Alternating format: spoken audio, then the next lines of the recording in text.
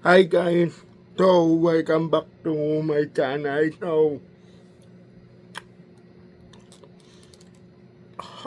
I've been using this Samsung Buds Call for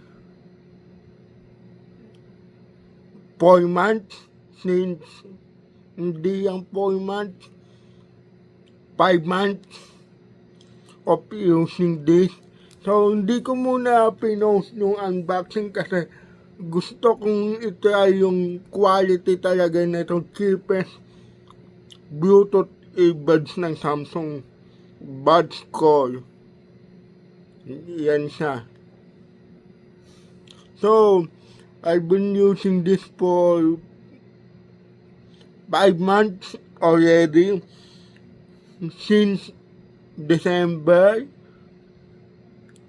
hindi ako binigo nung headset na to kahit sa yung pinakamurang buds ng Samsung. So, hindi ko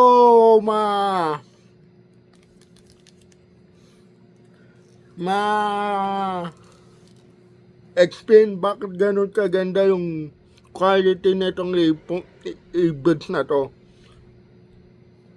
Ang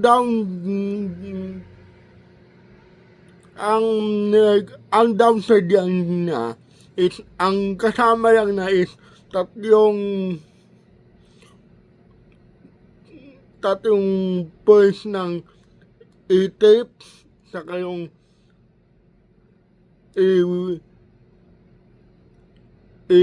wing na parang ganon yung parang magkasya sa tenga mo. Ako kasi maliit yung kanay ko, so mas pinalitan ko siya ng pinakamaliit na wing tip at yung tip. Yun lang ang kasama na sa box. Pero hindi na ako magdedeklamo sa ganon kasi ikaw pa naman makabili ka ng pinaka-affordable na earbuds ng Samsung na nasa 2,690 I think nung nakuha ko sa. So, example, ang gamit kong phone is the S24 Ultra. So, nasa malaking portion ng budget is nasa phone na. So,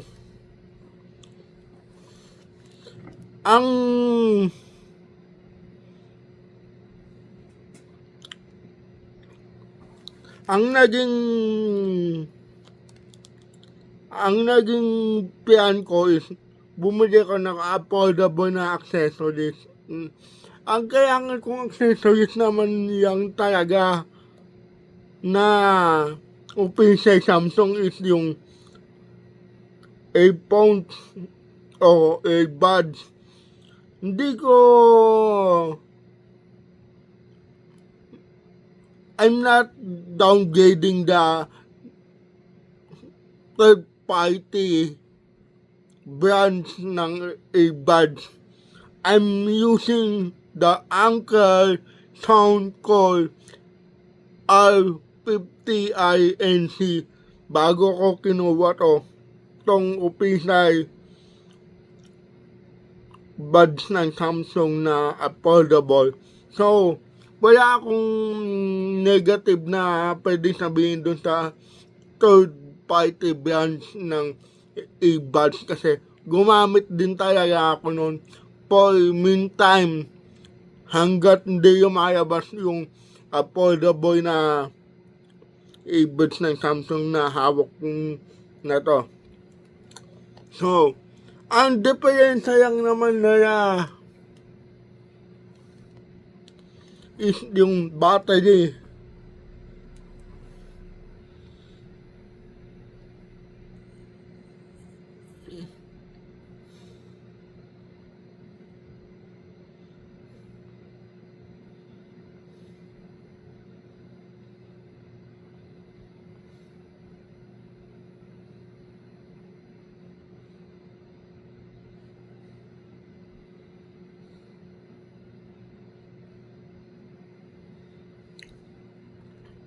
Ang pairing time ng Galaxy ng Samsung Buds ko is 6 to 8 hours lang. So, tapos ang pag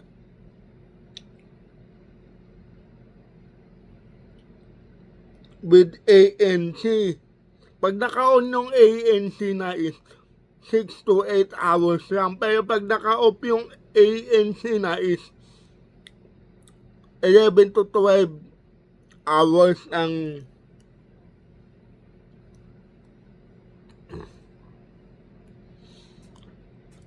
pairing time ng buds ko ng Samsung. Pero ang case na is 35 hours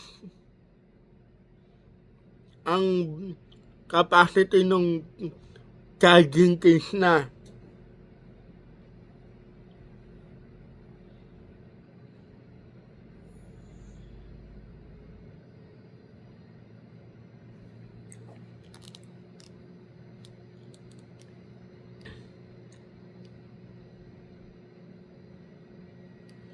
Tapos ang battery life ng sound call R50 INC is nasa 10 hours pag naka-off yung ANC. Pero pag naka-on is 6 hours with ANC on with a single charge. Not bad. Pero ang lamang lang ng sound na Anker sound call ay 50 INC is yung case na is umaabot ng 30 to 45 hours ng battery life ang case, charging case ng Anker. Pero habang tumatagal na gamit ko yung Anker, napapansin ko is mabagal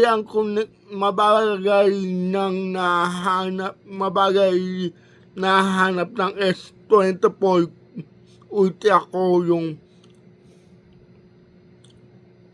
connectivity na doon sa Anker. So, I decided na kumuha ng official and license earbuds ng Samsung. Kung di nyo nakikita, naka-engrave yung, naka-print yung pangalan ng Samsung, di nyo lang makita kasi itim.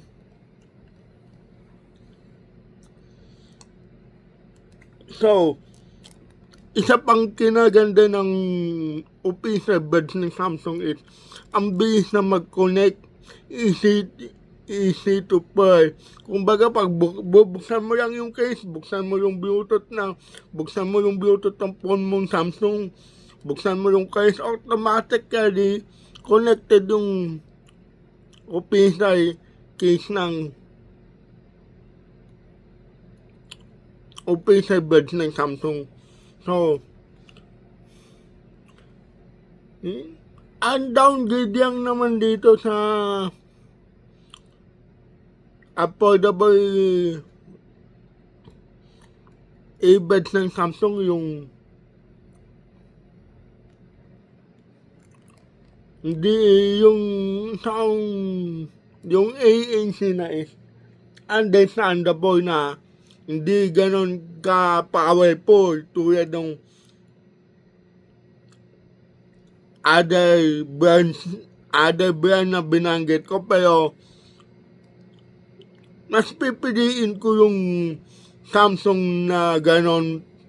At least kaya ko pa marinig yung sounds na nasa surroundings ko. Saka, kompleto din to, may normal mode, ANC mode, ambient mode. So, parang ganun lang din. Hindi po sa metal, yung cover lead tip, yung lead ng Samsung buds coil is plastic po siya. Hindi tulad ng mga flagship na earbuds ng Samsung na parang metal yung body. Understandable naman kasi the cheapest buds in the market right now for Samsung So,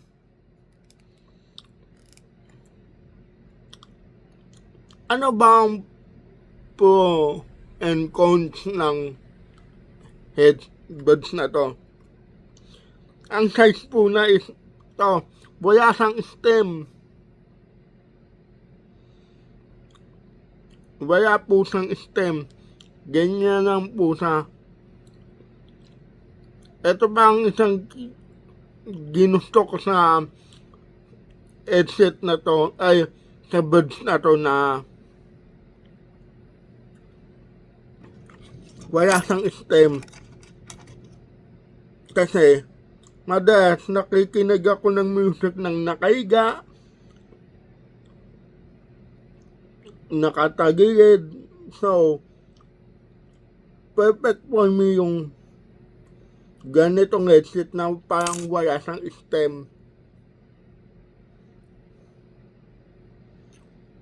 Yung hindi masakit sa tenga.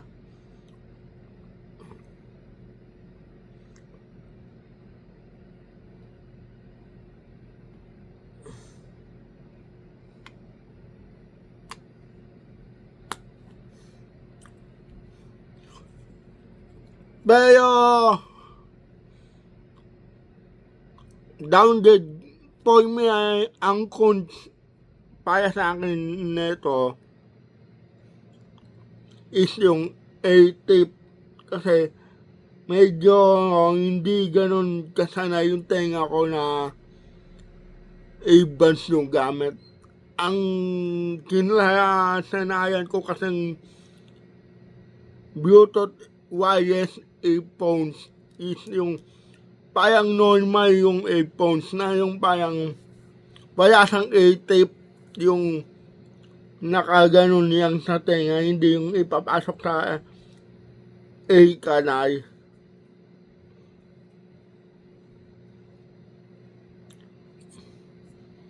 Pero habang tumatagal, nasasanay na lang din ako na earbuds yung gamit ko. Kasi mas prefer ko ang smoothness na connectivity sa phone kong gamit, saka sa accessories na PCI, diba?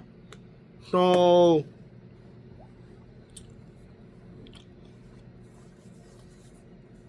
kahit magpalit ako ng phone ng connectivity, smoothness pa rin. Ito yung S20 FE ko na matagal kong gamit na kahit saan ko i-connect yung Samsung buds ko, smooth na transition nung nagiging connection niya. So, sa mga naka-on the budget dyan na Samsung user, na gusto, naka high-end phone na Samsung, tapos gusto na yan na official accessories pa yun ng gamit na yan, I recommend this Samsung buds ko.